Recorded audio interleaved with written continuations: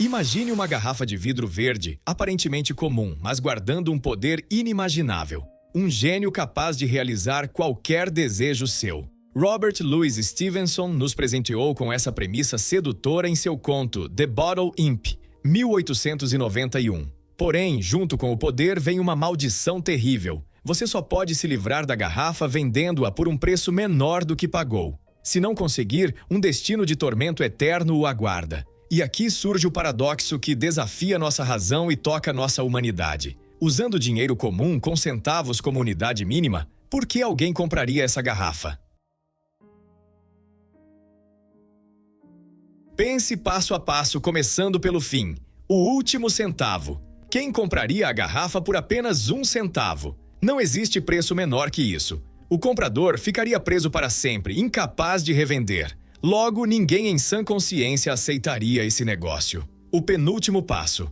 Agora, quem compraria por 2 centavos? O único comprador possível seria alguém disposto a pagar 1 centavo. Mas acabamos de concluir que esse comprador não existe. Então, comprar por 2 centavos também é um convite ao desastre. Ninguém faria isso. A cascata da impossibilidade. O raciocínio se espalha como um efeito dominó. Se ninguém compra por 2 centavos, ninguém comprará por 3 centavos. E se ninguém compra por 3, ninguém compra por 4. E assim por diante, até valores altíssimos. Essa técnica, chamada indução retroativa, parece provar de forma irrefutável. Entre pessoas perfeitamente racionais e lógicas, nenhuma transação da garrafa poderia sequer começar. É um beco sem saída lógico.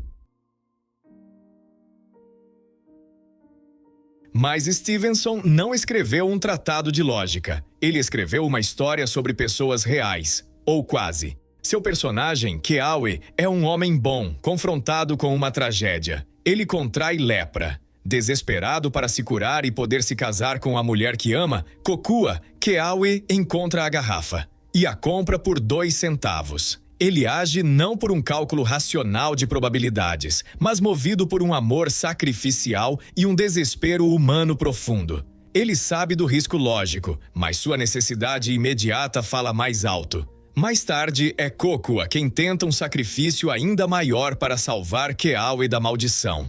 Ela age apesar de saber que, pela lógica fria, ninguém deveria aceitar a garrafa depois dela. Seu ato é um salto de fé no bem humano, uma ruptura da cadeia de racionalidade egoísta que o paradoxo pressupõe. Para Stevenson, essa é a essência. O paradoxo lógico existe, mas a experiência humana, com suas paixões, medos e atos de amor, encontra um caminho através dele. A história é uma parábola sobre o poder redentor do amor, sobre a lógica do desespero. O filósofo David Lewis, conhecido por seu trabalho em lógica, metafísica e mundos possíveis, oferece as ferramentas para analisar friamente o mecanismo do paradoxo. Indução retroativa como ferramenta. Lewis formaliza o problema como um jogo sequencial. A indução retroativa é o método correto para resolver esse tipo de jogo entre agentes ideais. Ela demonstra por que a cadeia de vendas é logicamente impossível de iniciar sob racionalidade perfeita e conhecimento comum, onde todos sabem que todos sabem as regras. Mundos possíveis e a natureza da ordem. Lewis propõe um princípio da recombinação.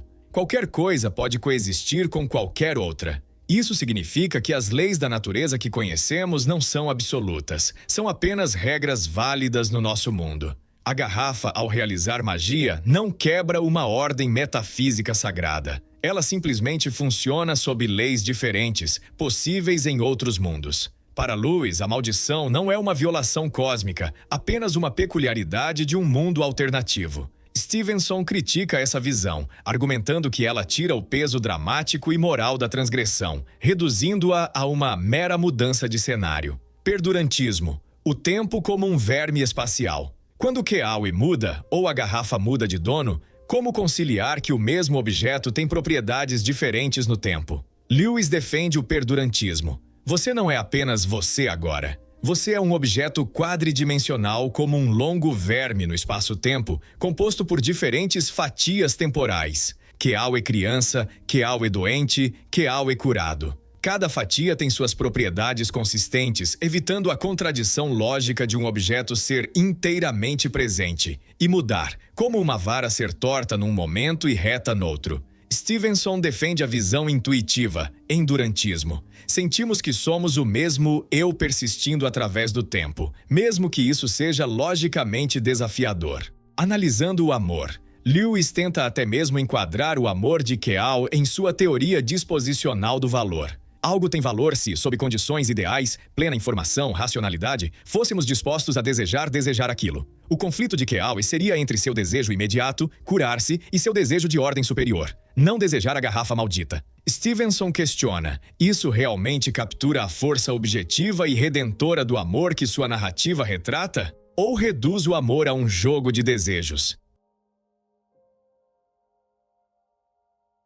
Um ponto crucial surge no final. Lewis argumenta que seu sistema de mundos possíveis não anula o gesto de Kokua. Ele modela como ele pode funcionar. Kokua, ao agir, efetivamente muda para um mundo possível onde existe alguém cujas crenças sobre sacrifício são compatíveis com a venda da garrafa naquele momento. Seu sistema explica a possibilidade lógica do ato dentro de uma estrutura maior.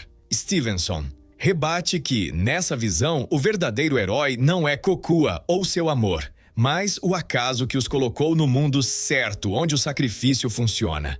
A agência moral do indivíduo, a coragem de Kokua, é deslocada para a geografia do multiverso. Em sua história, o valor está no ato de sacrifício em si, não na sorte de estar num universo onde ele dá certo.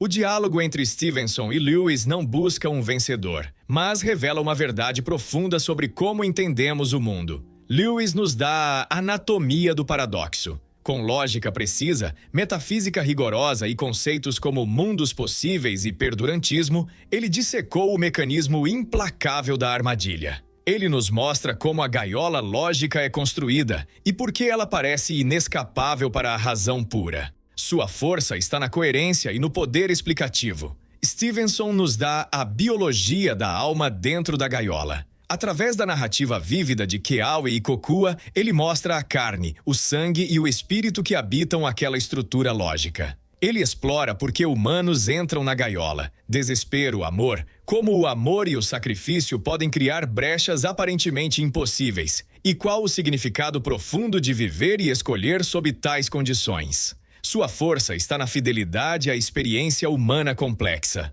O paradoxo do diabinho da garrafa permanece fascinante porque habita essa fronteira. A lógica de Lewis nos mostra por que a gaiola deveria ser inescapável. A narrativa de Stevenson nos mostra por que, para o coração humano, algumas gaiolas valem a pena entrar, e como o amor pode ser a chave que a lógica não prevê. Juntas, anatomia e biologia nos oferecem uma compreensão mais rica e comovente desse enigma duradouro.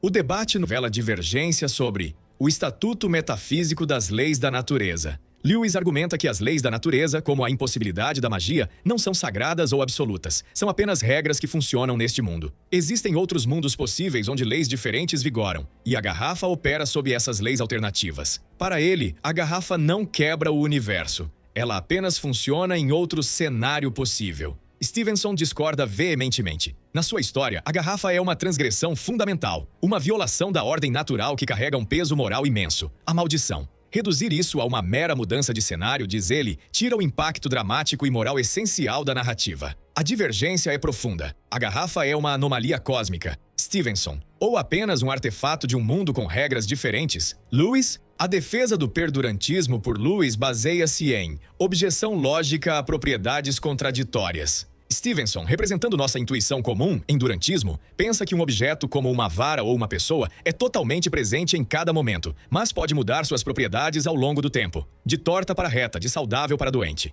Lewis aponta o problema lógico. Como o mesmo objeto, presente por completo agora, pode ter duas propriedades opostas, ser torta e reta. Isso é uma contradição. Para evitar isso, Lewis propõe o perdurantismo. O objeto não é apenas agora. Ele é como um longo filme composto por muitos frames, fatias temporais. Cada frame mostra o objeto com uma propriedade consistente. Frame 1, vara torta. Frame 2, vara reta. Não há contradição porque as propriedades diferentes pertencem a partes diferentes do objeto quadridimensional. Sua defesa é puramente lógica, resolver a contradição inerente à visão intuitiva do tempo e da mudança.